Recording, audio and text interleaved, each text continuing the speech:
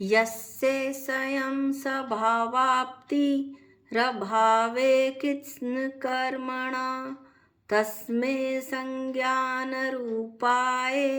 नमोस्तु परमात्मने। सिद्ध भगवान को नमस्कार करके मंगलाचरण करते हुए अब आचार्य कहते हैं, कारिका 34 में जैसे कि बतलाया था कि आत्मा, आचार्य ने बतलाया था कि आत्मा आत्मा का गुरु होता है। तो फिर शिष्य फिर शिकायत भरे शब्दों में कहता है, क्योंकि शिष्य का कार्य तो यही है कि वो अपने मन में उठती हुई शंकाओं को गुरु से पूछकर उन्हें दूर करे, आचार्य से पूछकर उन्हें दूर करे। तो वो कहता है कि इस तरह तो अब अन्य दूसरों की क्यों सेवा करनी होगी। बस जब आपस में आत्मा ही आत्मा का गुरु बन गया, तब धर्म आचार्य आदि की सेवा, धर्म के जो आचार्य हैं उनकी सेवा करने योग्य जो मुमुक्षु हैं यानी शिष्य हैं वे नहीं रहते। उनकी जो मोक्ष प्राप्त करने के इच्छुक शिष्य हैं वो धर्म के आचार्यों की सेवा उन्हें प्राप्त नहीं होती, क्योंकि आत्मा ही आत्मा का गुरु हो गया, ऐसा भाव है।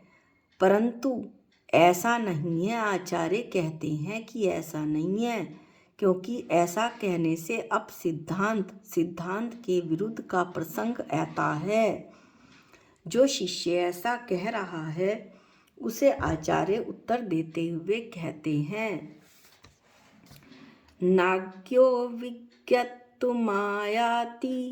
विज्ञो नागयत्तुमिच्छति निमित्तमात्रमन्यस्तु गतेर्धर्म अस्ति कायवत्।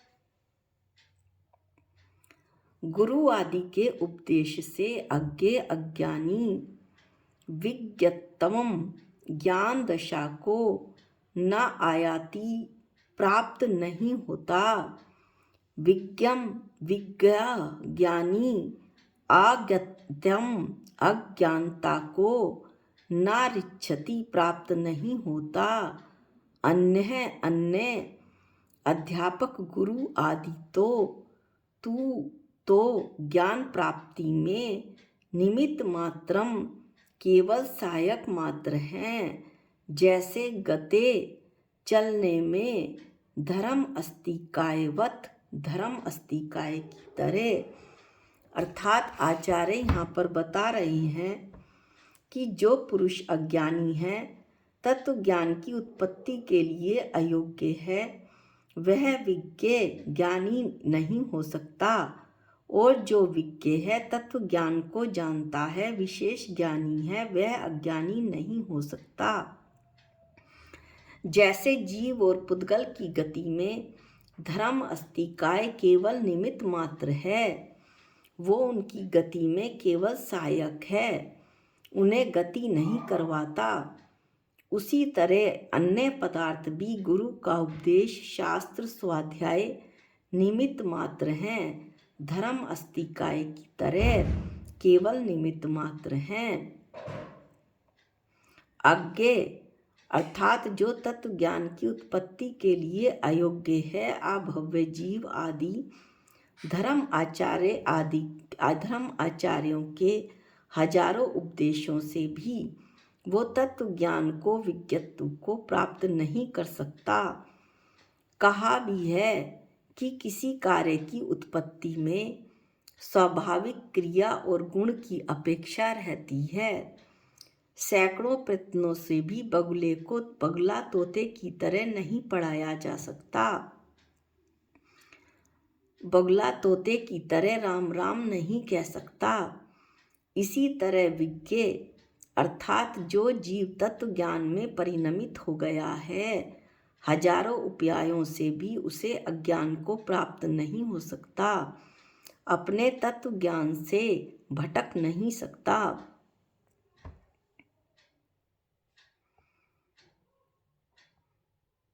ज्ञानी अथवा अज्ञानी बनने की योग्यता आचार्य कहते हैं अपनी आत्मा में ही हैं। गुरु आदि तो बाह्य निमित्त मात्र हैं। वे किसी को ज्ञानी अथवा ज्ञानी नहीं बना सकते। पदार्थों में परिणमन के लिए जो उन्मुख अर्थात योग्यता होती है, उस रूप ही कार्य संपन्न होता है। क्योंकि कहा भी है, कारणानु विधायिनी कार्याणि। कारण जैसे ही कार्य होता है, जैसा कारण होगा वैसा ही कार्य होगा।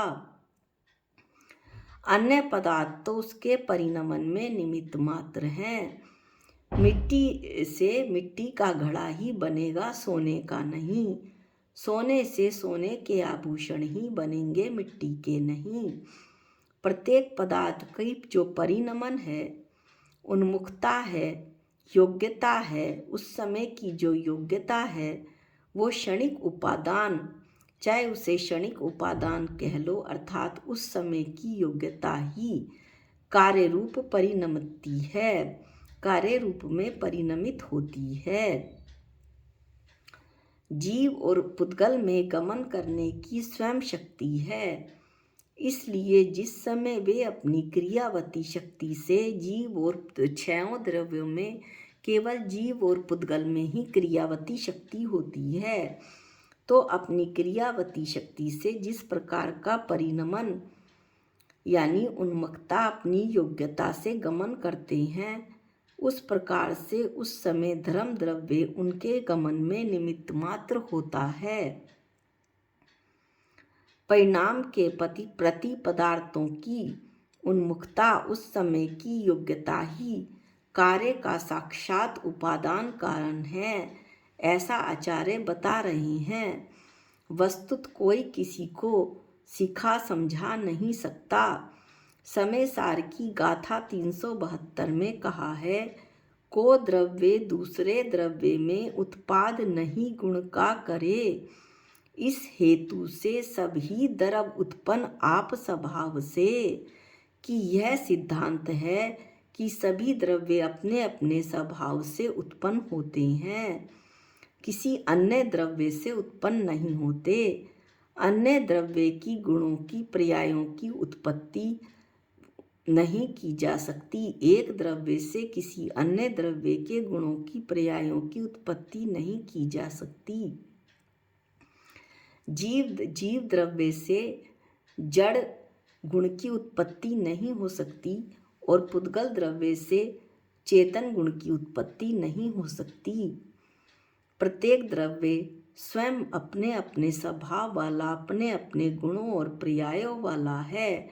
प्रत्येक द्रव्य का अपना अपना अस्तित्व है, ऐसा आचार्य बताते हैं।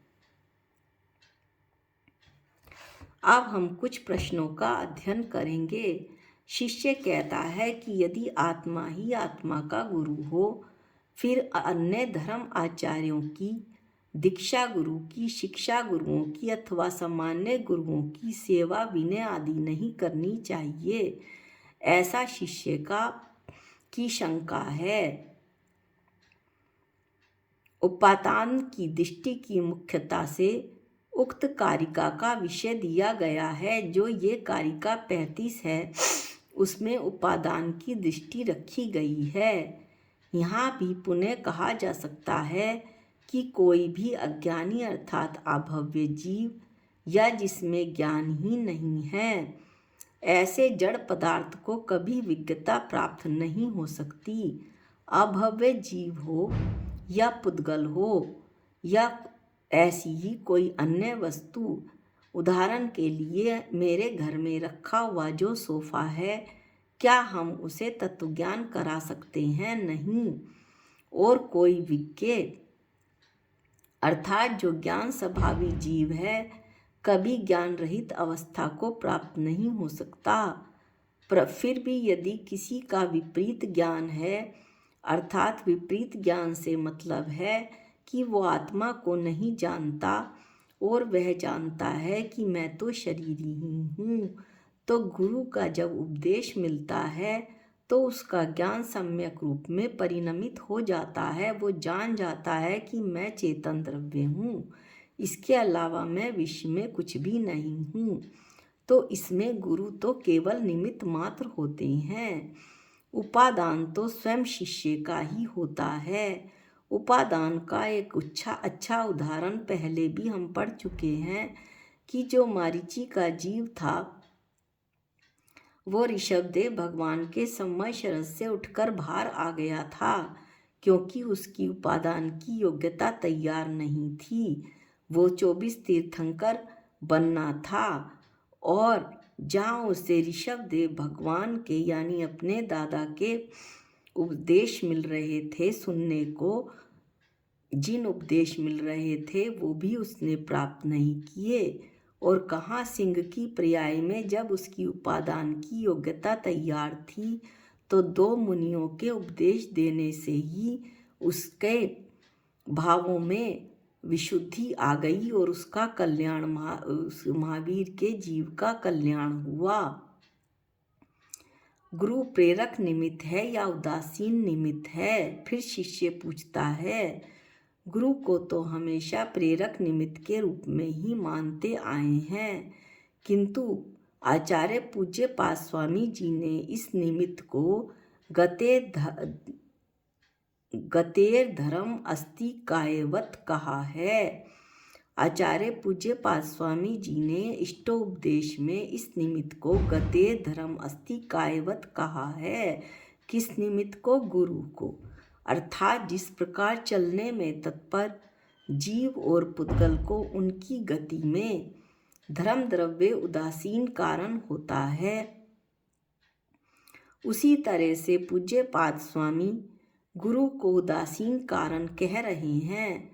उदासीन कारण कहने से उनका अभिप्राय यह है कि शिष्य अपने पुरुषार्थ को छोड़कर, अपने श्रम और मेहनत को छोड़कर यदि गुरु पर अधीन हो जाए तो वो किस तरह से ज्ञान की प्राप्ति करेगा। इसलिए उदासीन की निमित्त रूप में व्याख्या आचार्य ने की है। यदि गुरु प्रेरक निमित्त होते तब क्या होता? ऐसा शिष्य फिर प्रश्न पूछता है।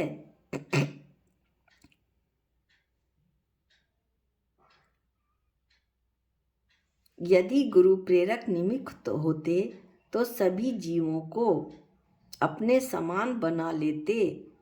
गुरु प्रेरणा दे सकते हैं, किंतु जब तक शिष्य का उपादान सशक्त नहीं होता तब तक वह गुरु के समान नहीं बन सकता।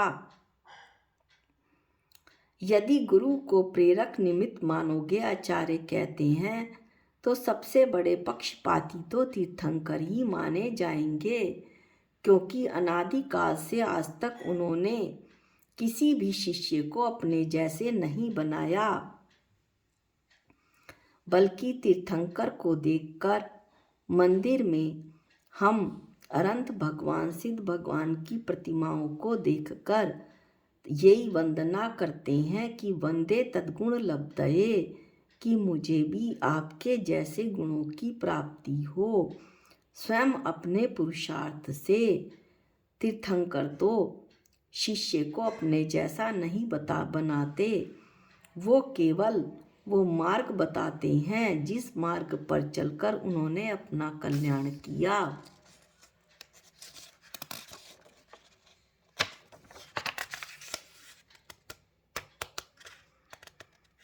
जैसा भी बताया था कि सैकड़ों उपाय करने के बाद भी बगुले को तोते की तरह नहीं पढ़ाया जा सकता, मनुष्य को आकाश में उड़ना नहीं सिखाया जा सकता, उसी प्रकार अज्ञानी को भी कभी ज्ञानी नहीं बनाया जा सकता। अतः गुरुओं के उपकारों को हमेशा स्मरण में लाते रहना चाहिए, यथा समय उनकी सेवा करनी चाहिए, ऐसा आचार्य कहते हैं। जैसी सेवा चंद गुप्त मुनि ने अपने गुरु भद्रबाहु स्वामी की, गुरुवर आचार्य श्री विद्यासागर जी ने अपने गुरु आचार्य श्री ज्ञान सागर जी की और एकलव्य का उदाहरण तो हम सबके सामने है।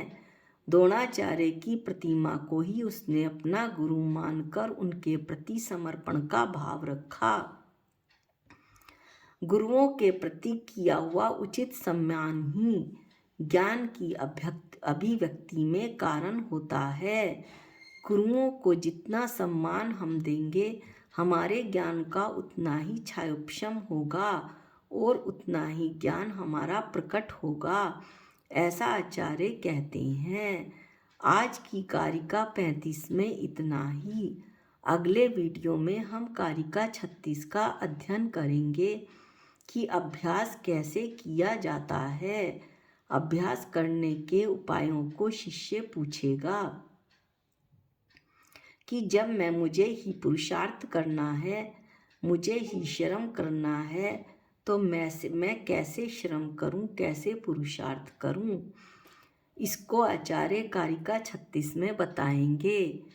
जा वाणी के ज्ञान से सूझे लोकालोक, जो वाणी मस्तक नमो सदा देत हूँ धोख। हे जिन वाणी भारती तो हे जपूं दिन रैन, जो तेरी शरणागते वो पावे सुख चैन। सबको जय जिनेंद्र।